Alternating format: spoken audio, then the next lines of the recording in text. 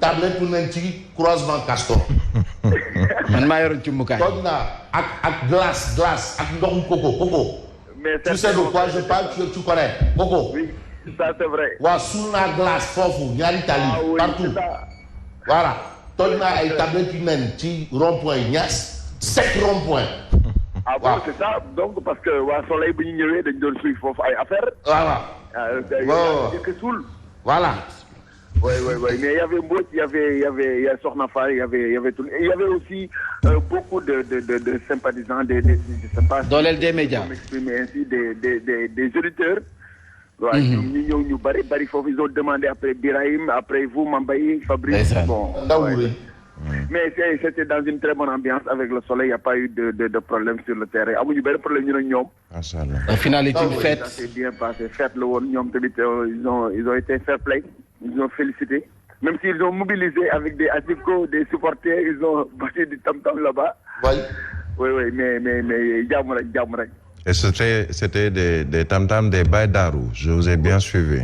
Exactement. Il y avait Aïchant Lowon, qui stade, sur le son des Baïdarou. Donc, Niziar wa Darou Mourti, yep, wa Chikori Rawatina. Mais ñu ngi laaj ci prime de match yi vraiment man sama faar côté gauche bi dafa xaw a kii avec la tabaski là je sais pas comment. prime de match waaw dina ñëw Aba Diatta amul benn problème prime bi dinañ ko gérer. waaw Tulkuna. Alors vous nous faites le point vous êtes où exactement? Voilà, merci beaucoup. L'actu du trafic urbain, c'est sur Zig FM et sur la Sen TV en route vers Dakarou. Garning Sankarek, rond-point Sekapa, hôtel Dakarou. Pas trop de complications à ce niveau. Garning aussi du côté de Postiaro. Il faut aussi, il y a quelques ralentissements. Au niveau de Tableton aussi, il faut il y a des travaux en cours. Il y a accès boblé, travaux de canalisation. Montarbadia essentiel de ralentir. Autres travaux sur la nationale. Cette fois-ci du côté de Fasma. Là-bas aussi, il y a quelques travaux. Tout ici, il faut tout à part ça, bu ngeen dépassé Postiaro ak ñu bëgg a dem ci péage bi ñu bàyyi ku yëmbal Malika aussi dañuy transiter par là jël péage boobu léegi su ko defee su ngeen ko dépassé pas de souci mën ngeen progresser tranquille hôtel rond-point sur site Mbaye Ndiaye. Trafic News.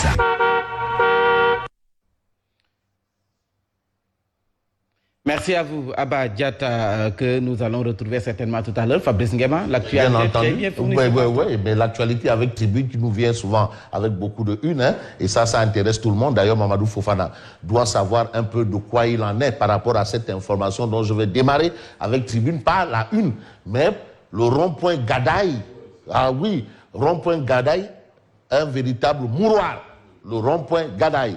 Chaque jour, vous trouvez des accidents spectaculaires là-bas. Voilà, personne n'y comprend rien. Qu'est-ce qui se passe? Qu'est-ce qui s'y passe? On va voir. Voie de dégagement nord, VDN3 de Guédiouaï. Rond-point Gadaï, un véritable mouroir.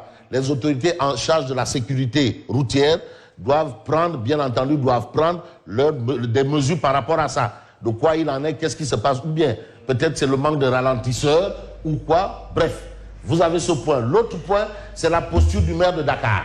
La posture du maire de Dakar. Aujourd'hui, Yoff, bon, on ne sait pas peut-être l'indicateur. Yoff, c'est le calife de Yoff. C'est quoi de Yoff? En tout cas, ils ont mis Yoff. Yoff, remonté contre Barth et la coalition Yehui Askawi. Donc, je vais peut-être sous-entendre qu'il est bel et bien question de la coalition Benno Bokk Yakaar. Alors, le sommet ordinaire des chefs d'État et de gouvernement.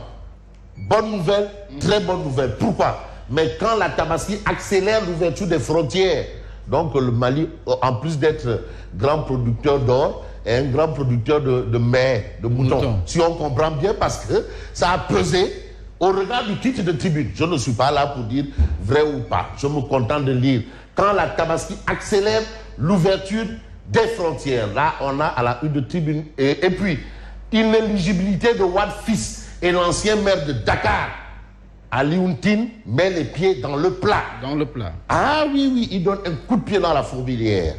Et c'est important parce que Alioune Tine demande d'attaquer la loi qui écarte Karim Wade et Khalifa Sall de leurs droits. Alioune Tine, droit de l'homiste. Ça, personne ne conteste sa posture de sang et de chair de droit de l'homiste. Alioune Tine. Voilà. Donc, Alioune Tine demande d'attaquer et d'attaquer frontalement la loi qui écarte Karim Meïssa Wade et Khalifa Sall de leurs droits. Khalifa Sall, qui est le leader de Tahaou, Karim Wade, qui est le patron du Parti démocratique sénégalais. Woré Wade Sarr le sait. Tonton Daouda Niang le dira. Tout le monde. C'est Karim Wade, le patron du PDS. Voilà. Donc voilà cette situation. L'autre situation, c'est un peu ce que nous livre Walf Quotidien. Walf Quotidien est avec Djibril Wade, président de la Ligue sénégalaise de football, dont vous avez un peu son nom sur le trophée de D-Média. Mon avenir à la tête de la Ligue Pro. Il parle, il revient en long et en large sur le sujet. Si je suis élu député, je dépose une loi d'amnistie pour Karim Wade. Voilà un fait. Donc, par rapport à ce que dit Alioune Tine a posé le débat. Mais vous avez Djibril Wade, qui est quand même du Parti démocratique sénégalais, du moins jusqu'au jour d'aujourd'hui. Je ne sais pas si son exclusion a été prononcée. Mais si je suis élu député, je dépose une loi d'amnistie pour Karim Meïssa Wade. Ça, c'est ce qu'indique clairement et nettement Djibril Wade dans, bien entendu, Walf Quotidien. Donc, l'actualité autour de Karim Meïssa Wade revient au devant de la scène par rapport à, justement, aux élections législatives à venir. À venir, on a Vox Populi. À la une de Vox Populi, Borom Capital. Borom Dakar. Médina Tikhol. Borom Dakar. Le maire de la Médina ne lâche pas les leaders de Yewwi Askan Wi. Ciao sa xiir rek. Ciao sa xiir rek. Ciao sa xiir rek. Mbàccum ngerte rek. Xam nga Bamba Fall du yomb. Non mais kii borom il faut nga pànk. Bamba Fall descend en flamme Sonko. Ça, on n'en disconvient pas. Sonko, parce que déjà par rapport à Sonko, il avait clairement dit ku yëngal ñu téegal. Barth, là aussi, on n'en disconvient pas parce que déjà, il a été le seul à vouloir affronter Barthélémy Diaz pour la mairie de Dakar. Et spectaculairement, il a eu quand même un bon nombre de voix et personne ne comprend. Parce que aussi, c'est la magie. Khana peut-être tout le monde. Mais Khalifa, c'est ça la nouveauté. Et Khalifa Ababakar Sall. Mais Khalifa Sall est devenu méconnaissable. Khalifa Sall est devenu méconnaissable.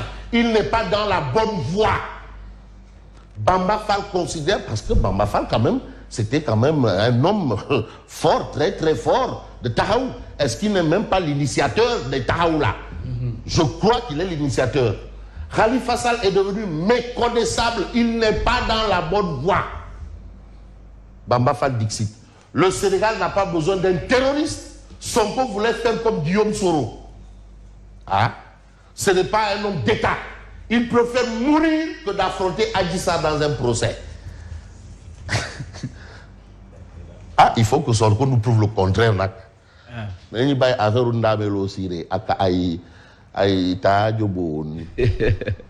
Procès. Il préfère mourir que d'affronter Adji Sarr dans un procès. Est-ce vrai? En tout cas, voilà Bamba Fall. Sonko, un anti-système entouré des gens du système, c'est délit d'une manière honteuse. À la ville de Dakar, c'est n'importe quoi. La gestion de Barthélémy Diaz est trop nébuleuse. Ndeketeyo, l'argent qu'il donne là, les Johnny qu'il envoie là. En tout cas, l'argent qu'il donne là, c'est l'argent laissé par Swam Vardini. C'est plus de 10 milliards. Swam, en partant, a laissé 10 milliards dans les caisses de la ville. Et c'est ça que Barthélémy Diaz gère. L'argent qu'il est en train de dilapider, c'est l'argent que Swam Vardini a laissé dans les comptes de la ville. C'est plus de 10 milliards. Je soutiendrai le président Macky Sall pour un deuxième quinquennat. Bambaki Assim. Oui. L'imam Ratib Mohamed Moustapha Diagne et compagnie alerte. Les luttes d'opposition ont infesté l'arène politique. Avec des gens au profil psychologiquement très lourd. Face à cet ensauvagement de la vie politique, les chefs de file du GRAF, dont il en est le patron, envisagent de changer le débat. Donc il faut changer le débat politique. Tout le monde est d'accord avec ça. Vraiment, à un moment, on allait trop bas. En haut, avec Sud Quotidien, du top au flop. Donc les histoires de Ndamelo Siré là et autres, klaxon, piloté par Yewwi Askan Wi dans le champ politique, du top au flop. Voilà. Et vous savez, bon, ça n'aura plus lieu d'être parce que juste après la Tabaski là. Mais on entre dans la campagne, hein, juste après. Après, oui. Non, tout de suite après.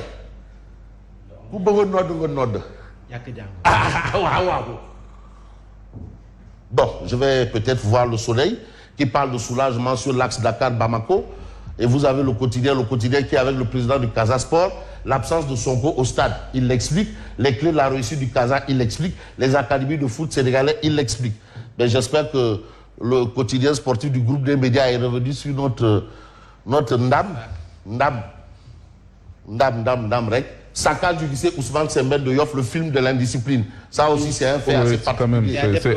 Et la grosse bizarrerie, c'est quoi? Voilà un gosse qui a 18 ans et qui est en classe de 4e. 18 ans. 18 ans en 4e. Redouble. Mais non, attention, il a 18 ans en 4e, 18 ans. 18 ans. 18 ans en 4e et c'est lui qui amène tout ça. Non, c'est ça. C'est terrible. Non, voilà pourquoi le ministre a parlé, l'a qualifié de monstre. Lui-même, il ne fait pas. Ses collègues sont en train de préparer le baccalauréat. Ou à l'université. Ou à l'université. Oui, lui. Ou à l'université et lui, il est là en 4e en train de s'engager. Il n'a même pas le. Non. Il n'a même pas le BPC. C'est une belle occasion. Non. Bon, voilà la situation qu'on a. Vous avez Ombalo qui est le nouveau patron de la CEDEAO. Vous avez les gens de la junte au Burkina et au Mali. Goïta et Damiba en parade militaire. Lui-même aussi, c'était un militaire. Hein? Donc vraiment, ils auront en face les deux militaires, un de leurs Natango. Eux, c'est des généraux ou des colonels. En tout cas, lui, il est général. Donc il y aura une petite bonne discussion là. Avec des termes qui sied entre putsch et coup d'état institutionnel, on choisit notre camp. Voilà. Ne rien. Koti, yoli. C'est ça, non? Koti, yoli. Yoli. Voilà. Bref. Alors, merci et bonne continuation. Merci à vous, Fabrice Nguema, que nous allons retrouver tout à l'heure pour la revue de la presse complète. Tout de suite, c'est l'heure du grand journal.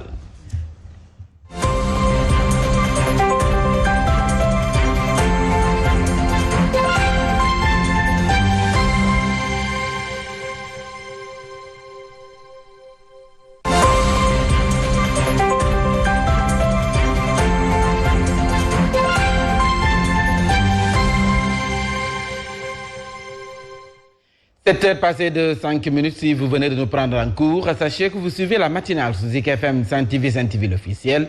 Et c'est